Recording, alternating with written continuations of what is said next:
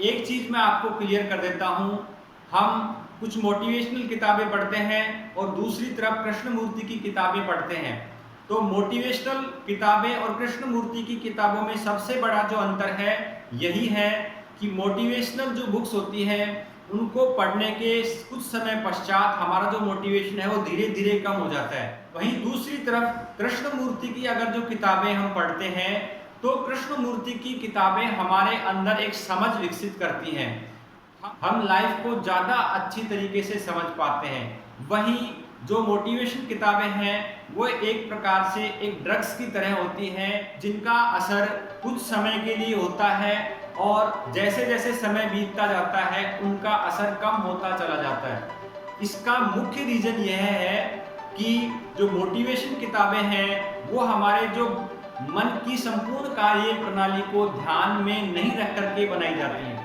वहीं दूसरी तरफ कृष्णमूर्ति को हम जितना पढ़ेंगे, उतना हमारे अंदर क्लियरिटी आती जाएगी, उतना हम हमारे डिसीजंस, हमारी अवेयरनेस बढ़ती चली जाएगी, हम ज़्यादा जागरूक होते चले जाएंगे। तो सबसे बड़ा जो अंतर है, सबसे मुख्य अंतर है कृष्णमूर्ति और बाकी जो ऑथर्स हैं उनके बीच में। कृष्णमूर्ति की जो शिक्षाएं हैं हमारे जीवन में काफ़ी सजगता लेकर के आती हैं, हमारे जीवन को समझने में काफ़ी हेल्पफुल होती हैं। कृष्णमूर्ति की जो किताबें हैं हिंदी में भी हैं और इंग्लिश में भी हैं। दोस्तों, यहाँ मैं प्रेफर करूँगा, अगर आपकी इंग्लिश अच्छी है तो आप इंग्लिश में ही किताबें पढ़ें, क्योंकि हिंदी माध्यम की जो किताबें हैं उनकी लैंग्वेज है थोड़ी कठिन है। हिंदी के कुछ वर्ड्स को भी समझने के लिए हमें हिंदी की डिक्शनरी की सहायता लेनी पड़ती है। परंतु अगर इंग्लिश अच्छी है तो आप इंग्लिश में इन किताबों को जरूर पढ़ें। ये किताबें आपको ऑनलाइन शॉप स्टोर पे उपलब्ध हैं, अमेजन, फ्लिपकार्ट पे आप वहाँ से जाकर के खरीद सकते हैं। और कृष्णमूर्ति की जो शिक्षाएं हैं उनका आप अपने जीवन में लाभ उठाएं। आपका जीवन है पूरी तरह से कंप्लीट चेंज हो जाएगा, आपके अंदर अवेयरनेस बढ़ेगी, आपके काम की प्रोडक्टिविटी बढ़ेगी। तो इसलिए दोस्तों, आज मैं शुरू करने जा रहा हूँ कृष्णमूर्ति की किताब है मन क्या है, जिसमें कृष्णमूर्ति मन की संपूर्ण कार्य प्रणाली के बारे में हमें इस किताब के माध्यम से हमें बताया है। मन की संपूर्ण कार्य प्रणाली को समझाने के लिए कृष्णमूर्ति ने एक छोटे से एग्जाम्पल से शुरुआत की है कि कंप्यूटर और एक शतरंज के उस्ताद खिलाड़ी के बीच में एक शतरंज का मैच होता है। अब शुरुआत में कंप्यूटर वह मैच हारता रहता है, ऐसा 2, 3, 4 बार होता है, परंतु हर बार कंप्यूटर अपनी गलतियों से सीखता रहता है। इसी प्रकार हमारा मन भी कार्य करता है, हमारा मन भी बार बार जो गलतियां हैं उनसे सीखता रहता है। बाद में एक स्थिति ऐसी आती है कि कुछ मैच के पश्चात कंप्यूटर उस उस्ताद खिलाड़ी को, उस माहिर खिलाड़ी को उस शतरंज में हरा देता है। दोस्तों, हमारा मन भी कुछ इसी प्रकार कार्य करता है। सबसे पहले हमें एक्सपीरियंस होता है, जिस प्रकार से शतरंज के मैच के दौरान कंप्यूटर और उस माहिर खिलाड़ी के बीच में होता है, वह एक्सपीरियंस हमें हमारे ज्ञान के रूप में हमारे ब्रेन में संचित होता है। फिर हम ज्ञान और जानकारी इकट्ठा करते हैं, वह ज्ञान और जानकारी हमारे मेमोरी के फॉर्म में हमारे ब्रेन में इकट्ठा होती है और उस मेमोरी के पश्चात हमारे अंदर से विचार पैदा होते हैं और विचार के बाद हम कार्य करने लगते हैं। तो दोस्तों, ये पूरी प्रक्रिया थी, उसे वापस से समझ लेते हैं। सबसे पहले हमें एक्सपीरियंस होता है, एक्सपीरियंस के बाद हम ज्ञान या जानकारी इकट्ठा करते हैं, उसके बाद वह ज्ञान और जानकारी हमारे ब्रेन में मेमोरी के रूप में इकट्ठा होती है। फिर हमारे अंदर विचार प्रकट होते हैं, विचार के बाद हम कार्य करने लग जाते हैं, हमारा कर्म व्यवहार बनता है, यानी हम कोई भी कार्य करने लगते हैं। इसका मतलब जितना ज़्यादा हमें ज्ञान होगा उतना ही हम कार्य कर पाएंगे। इसलिए सीखना मतलब अधिक जानकारी इकट्ठा करना। तो दोस्तों, यहाँ पे हम मन की शुरुआती कार्य प्रणाली को ही समझ पाए हैं। अब हम इस किताब में और थोड़ा आगे बढ़ते हैं। अब हमारे अंदर जो दुख है, क्या उस दुख का अंत संभव है? या हम कभी भी दुखी होते हैं तो क्या उस दुख का अंत संभव है? जहां कृष्णमूर्ति कहते हैं कि दुख का अंत संभव है, क्योंकि कृष्णमूर्ति ऐसा कह रहे हैं इसलिए आपको उस पर यकीन नहीं करना है। क्योंकि कृष्णमूर्ति कहते हैं ना मैं कोई अथॉरिटी हूँ, ना मैं कोई गुरु हूँ और ना ही आप मेरे अनुयायी हैं। क्योंकि गुरु अनुयायी को तबाह कर देता है, अनुयायी गुरु को तबाह कर देते हैं। अब जो हमारे अंदर दुख है, हमारे अंदर जो वेदना है, अब हम उस दुख और वेदना से दूर नहीं भागे, उस दुख और वेदना के साथ बने रहें, उस दुख और वेदना की प्रकृति को देखें। अगर हम उस दुख और वेदना से दूर भागने का प्रयास करेंगे तो हम उस दुख और वेदना से संघर्ष कर रहे होते हैं, और ना ही उस दुख को, उस वेदना को सही ठहराने का प्रयास करें। ना हम ये कहें कि मैंने पिछले जन्म में ये कार्य किया था इसलिए मुझे दुख भोगना पड़ रहा है। जब हम इस दुख और इस वेदना के साथ बने रहते हैं तो हमारे अंदर से विचार नहीं चाहते हुए भी प्रकट होने लगते हैं, और ये विचार कहते हैं कि अब बहुत हुआ, अब चलो इससे बाहर निकलने का कोई ना कोई रास्ता तो हमें निकालना ही होगा। परंतु ऐसी स्थिति में भी हमारे अंदर दुख अभी भी बना ही हुआ है, क्योंकि यह जो बाहर जाने का रास्ता है यह विचार के द्वारा पैदा हुआ है, और विचार है वो मन की देन है। हमें मन के पार जाना है, इस दुख के पार जाना है। लेकिन अभी भी हम बिना विचलित हुए उस दुख के साथ ठहरे रहते हैं, उस दुख को निरंतर देखते रहते हैं बिना विचलित हुए।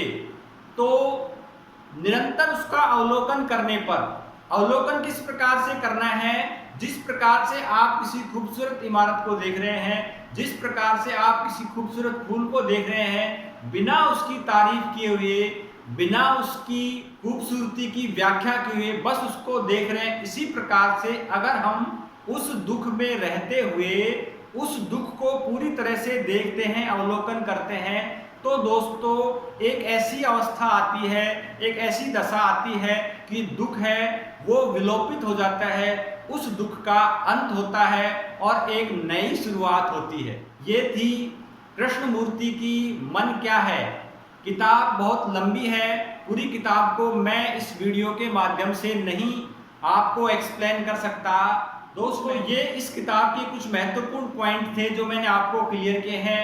अगर आप इस किताब को पढ़ेंगे तो आपको जरूर लाभ होगा। आपको जो आपकी जो स्पिरिचुअल जर्नी है, आपकी जो लाइफ की समझ है वो ज़्यादा बेहतर होगी। दोस्तों दूसरी किताब है ध्यान क्या है। कृष्णमूर्ति की यह किताब के बारे में हम चर्चा करने से पहले मैं आपको कुछ बताना चाहता हूं। अगर आपको अध्यात्म में रुचि है और आप कोई भी टॉप 5 स्पिरिचुअल बुक्स की तलाश कर रहे हैं तो उसके बारे में मैंने वीडियो बनाया हुआ है, टॉप 5 हिंदी स्पिरिचुअल बुक्स। अगर आप ओवर थिंकिंग को जानना चाहते हैं, ओवर थिंकिंग से कैसे बाहर निकलें, इसके ऊपर भी मैंने वीडियो बनाया है। ओवर थिंकिंग से बाहर निकलने के लिए अवलोकन विधि, इसी प्रकार से the observe is the observe, दृष्टा ही दृश्य है, और ब्रह्मा कुमारी वर्सेज कृष्णमूर्ति, इन सभी के ऊपर मैंने वीडियो बनाया है। इन सब का लिंक आपको डिस्क्रिप्शन में मिल जाएगा, वहां से जाकर के आप ये वीडियो देख सकते हैं जो आपके लिए काफ़ी हेल्पफुल होंगे। दोस्तों अब हम बात करते हैं कृष्णमूर्ति की किताब ध्यान क्या है। जहाँ तक कृष्णमूर्ति की किताब है उसमें ध्यान का मतलब होता है अवेयरनेस, सजगता। यानी ध्यान कोई अवस्था नहीं होती है कि हम उस अवस्था में बैठ गए और ध्यान करने लगे। कृष्णमूर्ति के अनुसार ध्यान का मतलब जो भी आप कार्य कर रहे हैं उसके प्रति आपको सजग रहना है।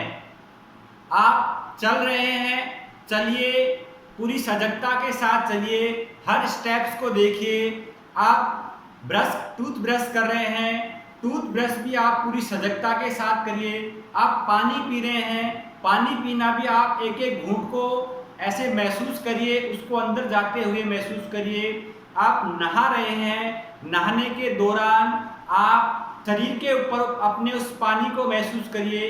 इसी प्रकार हमारे मन में जो जो विचार आ रहे हैं उन विचारों को हमें महसूस करना होगा, उन्हें देखना होगा। हर एक विचार जो हमारे मन में आ रहा है उनको हमें पूरी सजगता के साथ देखना होगा, ना कि हम किसी अवस्था में बैठ जाएं और ध्यान करने लगे। कृष्णमूर्ति के अनुसार यह ध्यान नहीं है। ध्यान निरंतर 24 घंटे चलने वाली प्रक्रिया है। हम जितना अवेयर होंगे, जितने जागरूक होंगे, उतने ही हम ध्यान में उतर पाएंगे और वह हमारे लिए ध्यान है। अब कृष्णमूर्ति कहते हैं कि ध्यान एक सहज प्रक्रिया है, जटिल तो हमने इसको खुद बना दिया है। क्योंकि ध्यान एक सहज है इसलिए ये बहुत सूक्ष्म भी है, बहुत बारीक चीज भी है। क्योंकि ध्यान है अज्ञात में प्रवेश करना, और अज्ञात यानी अननोन, जो चीज बिल्कुल अननोन है उसको हम तभी जान पाएंगे जब हम ध्यान में होंगे। ध्यानस्थ मन ही अज्ञान को जान सकता है। अगर हमने कई दिनों से या कई महीनों से, कई सालों से अगर हमने हमारे मन में कुछ ज्ञान इकट्ठा कर रखा है, कुछ स्मृति इकट्ठी कर रखी है, कुछ मेमोरी इकट्ठी कर रखी है, कुछ एक्सपीरियंस इकट्ठे कर रखे हैं, जब तक इनका अंत नहीं होगा हम अज्ञात में प्रवेश नहीं कर सकते। क्योंकि एक मुक्त मन यानी एक फ्री माइंड, एक मुक्त मन ही अनंत में प्रवेश कर सकता है। हम उस अनंत में प्रवेश करने के लिए हमें जरूरी है कि हमारा जो मन है पूरी तरह से मुक्त हो, उसमें किसी भी प्रकार की कोई हलचल नहीं हो। और जो भी पास्ट में हमारी मेमोरीज हैं, यानी पास्ट का अंत होना ही ध्यान का प्रवेश द्वार है। ध्यान में प्रवेश करेंगे यदि अगर हमारे पास्ट की जो मेमोरी है या एक्सपीरियंस है या जो भी ज्ञान है वो सब खत्म हो जाएगा, तो वहां हम ध्यान में प्रवेश करेंगे। अब प्रश्न उठता है कि अगर ऐसी कौन सी विधि अपनाएं या किस प्रकार से हम ध्यान में प्रवेश कर सकते हैं। तो जैसे ही किस प्रकार आया या किस विधि से आया, अब हम पूछते हैं या हमारे अंदर एक प्रश्न उठता है कि पास्ट का अंत किस प्रकार से करें। तो जैसे ही किस प्रकार से आता है तो किस प्रकार में कोई विधि समाहित होगी, कोई प्रणाली होगी, कोई मेथड होगा। अगर जहां ये विधि है, प्रणाली है, ये सब मन के द्वारा संचालित होती है, यानी इन सब को मन ही संचालित कर रहा है, ऐसी स्थिति में हम ध्यान में प्रवेश नहीं कर सकते। ध्यान वस्तुतः, ध्यान का मतलब हम विधि और प्रणालियों से पूरी तरह से मुक्त हैं। यानी कोई विधि, कोई प्रणाली से अगर हम मुक्त हैं तो हम ध्यान में प्रवेश कर सकते हैं, और यही मुक्ति है, यही ध्यान की अवस्था है। एक किसान खेत पे काम कर रहा है तो वह किसी ध्यान की किसी प्रणाली में अगर बैठ जाए तो वह खेत में कार्य नहीं कर सकता। एक कंप्यूटर ऑपरेटर है जिसका काम कंप्यूटर पे काम करना है, अगर वह किसी विधि या प्रणाली के द्वारा ध्यान लगा के आंखें बंद करके बैठ गया तो वह कार्य नहीं कर सकता। एक अध्यापक कक्षा में पढ़ा रहा है, अगर वह पढ़ाएगा नहीं, आंखें बंद करके बैठा रहेगा तो वह नहीं पढ़ा सकता बच्चों को। तो ऐसी स्थिति में ध्यान का मतलब है उस किसान के द्वारा जो कार्य किया जा रहा है उसको पूरे आनंद के साथ किया जाए, पूरे तल्लीनता से किया जाए। एक कंप्यूटर ऑपरेटर के द्वारा जो कार्य किया जा रहा है उसी में वो खो जाए, वहाँ कोई द्वैत नहीं हो। इसी प्रकार से एक अध्यापक अपने शिक्षण कार्य में इतना लिप्त हो जाए, इतना लीन हो जाए कि वहाँ कोई दूसरा नहीं बचे, वह स्वयं ही अध्यापन हो जाए, वह उसी को पूरा एंजॉय करे। यही ध्यान है। ध्यान के लिए अलग कोई मेथड, कोई प्रणाली, कोई विधि नहीं है। दोस्तों, ध्यान किसी शब्द की पुनरावृत्ति ध्यान नहीं है, यानी उसका रिपीटेशन भी ध्यान नहीं है। हम कोई जो सीन है उस सीन को का एक्सपीरियंस करते हैं, वो भी ध्यान नहीं है। हम बिल्कुल साइलेंट बैठे रहें, वो भी ध्यान नहीं है। तो ध्यान, अगर हम माला या शब्दों को बार बार बड़बड़ा रहे हैं, उससे हमारा मन कुछ समय के लिए तो शांत हो सकता है, परंतु यह शांति एक प्रकार से खुद को हिप्नोटाइज, खुद को सम्मोहित करने जैसी है। और इस प्रकार की शांति तो आप कोई दवाई या औषधि या ड्रग्स लेकर भी कर सकते हैं या प्राप्त कर सकते हैं। तो दोस्तों, ध्यान का मतलब है जो भी हम कार्य कर रहे हैं उसके प्रति सजगता, ध्यान का मतलब है जो भी विचार, जो भी भाव हमारे मन में आ रहे हैं उनके प्रति सजगता। अब ये जो भी विचार हैं, ये अच्छे हैं बुरे हैं, हमें उनकी तरफ नहीं जाना है, हमें बस उनको देखना है, उनमें अच्छाई बुराई नहीं छांटनी है। जैसे भी आ रहे हैं बस हमें उनका अवलोकन करना है, उनके प्रति सजग रहना है। और जब हम इन विचारों को, इन भावों को सजगता पूर्वक देखते हैं तो हम उन विचार और भावों को धीरे धीरे समझने लगते हैं, हमारी समझ विकसित होने लग जाती है और इसी सजगता के साथ, इसी समझने के दौरान हमारे अंदर एक मौन का आगमन होता है, एक मौन की उत्पत्ति होती है। दोस्तों यही ध्यान है, एकाकी होकर ध्यान करें। अब एकाकी का मतलब है आपके अंदर एक द्वैत नहीं होना चाहिए, जो भी है जैसे भी है आप ध्यान करें, ध्यान में खो जाएं, ध्यान में डूब जाएं पूरी तरीके से। और आप इसे इतना भी याद रखने की कोशिश नहीं करें कि आप कहाँ हैं, क्योंकि जो याद होती है, जो मेमोरी होती है, वो पास्ट की होती है और वो मन की देन होती है और हमें जाना है मन के पार। ध्यान यानी नो माइंड स्टेट, यहाँ मन पूरी तरह से विलोप हो चुका है। तो दोस्तों अब आप इस अनंत एकांत में, प्रेम के सौंदर्य में पूरी तरह से डूब जाएं, पूरी तरह से डूब करके ध्यान करें और तब इस प्रकार एक परम आनंद का उदय होगा। वही ध्यान है, वही आनंद है। तो दोस्तों आज मैंने आपको दो किताबें, ध्यान क्या है और मन क्या है, कृष्णमूर्ति की ये दोनों किताबें मैंने आपको बिल्कुल सरल शब्दों में समझाने का प्रयास किया है। और जिसको भी आध्यात्म में रुचि है, खुद को जानना चाहता है, तो आप ये वीडियो उसके पास जरूर शेयर करें ताकि वह इसका ज़्यादा से ज़्यादा लाभ उठा सके और इस चैनल को जरूर सब्सक्राइब करें। Thank you.